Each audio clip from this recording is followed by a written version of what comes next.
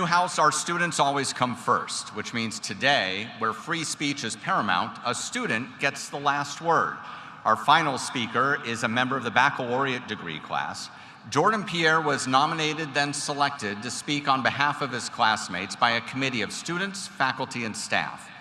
Jordan is a broadcast digital journalism major from Brooklyn, New York, and following graduation, Jordan intends to go to graduate school right here at Newhouse, studying radio, television, and film. Please welcome Jordan Pierre.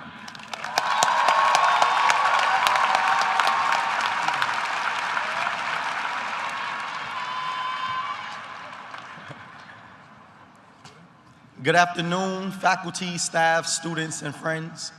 My name is Jordan Pierre, and I'm currently a senior, majoring in broadcast and digital journalism with a minor in entrepreneurship and emerging enterprise. To be here today for me is much more than a ceremony. Today is much more significant because I come from a place where I've attended more funerals and court appearances than college graduations. To be here today is a barrier broken. I have my family in attendance today, and for many of them, this is the first time they have attended a college graduation.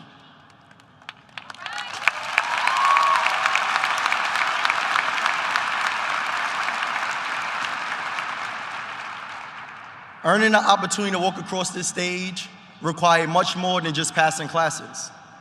For what makes this institution rigorous, at least for us Black and brown students, is not the curriculum, but what comes with being Black in the context of America while trying to uphold academic excellence.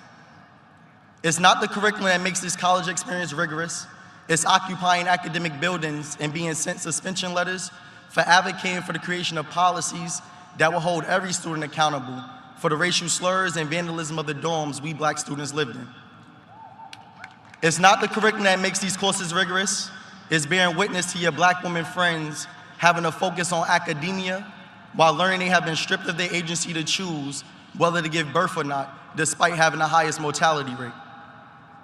It's not the curriculum that makes these courses rigorous, it's being a first-generation college student and not having the ability to call home to seek guidance on how to navigate the collegiate space, for you're the first to do so. It's not the curriculum that makes these courses rigorous. It's being a Black student in an educational system that justifies the omission of Black history through the use of the discomfort it causes our white counterparts when class discussions reveal the true history of theirs. It's not the curriculum that makes these courses rigorous. It's studying abroad in London while 10 elderly Black men and women are killed in Top supermarket just some miles away from here simply because they were Black.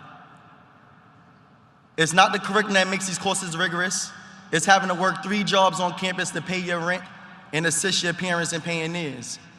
Some of us in this room understand firsthand that the scholarships and financial aid we earned were not just funding us as students, they were funding our household and a community. It's not the curriculum that makes these courses rigorous. It's looking at the news and seeing someone that looks like you with the same name, Jordan, being choked to death by a former Marine on a subway station and witnessing his mental health being used to justify his death. I say this all to emphasize the danger of a single narrative story, the danger of being left to formulate a preconceived notion of a community based on westernized media, and the danger of having a seat at the table to tell your own story. I often say that it's easy to dream, but it's hard to aspire to occupy a space that you have never seen someone that looks like you in. My presence here today will serve as proof to the next young Black man or woman that despite what comes with being a Black student at Syracuse University, it's possible to speak at the Newhouse graduation.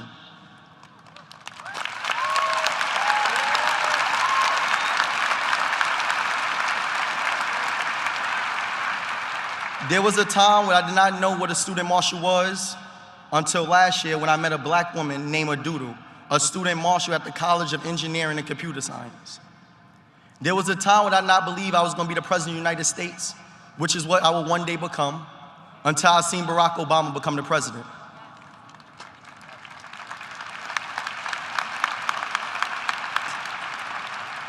My presence today will stand as a symbol of inspiration for the Black people who hear this speech will be able to see themselves in the position I am in and aspire to do the same. I challenge my fellow graduates who are not of color to be mindful and intentional with the stories that you share, normalize, and teach your children. For those stories are used to formulate a preconceived notion of who we are, based on the narratives you teach and the environments you expose them to.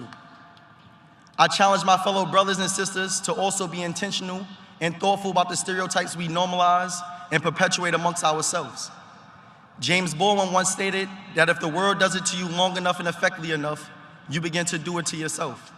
You become an accomplice to your own murderers. We must ensure that we do not become that accomplice and use our platforms to empower one another. To Syracuse and to Newhouse, I challenge you all to take accountability for the trajectory the media has taken. It is not one we should be proud of.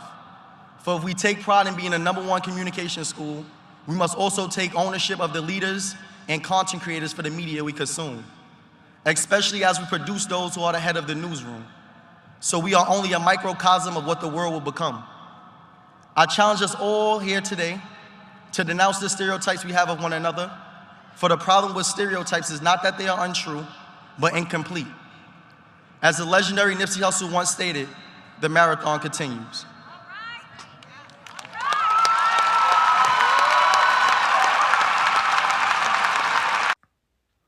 I would like to give credit to Jordan Pierre for this wonderful and great speech that needs to be heard and should be an example for other universities to follow. I would like to give credit to Syracuse University.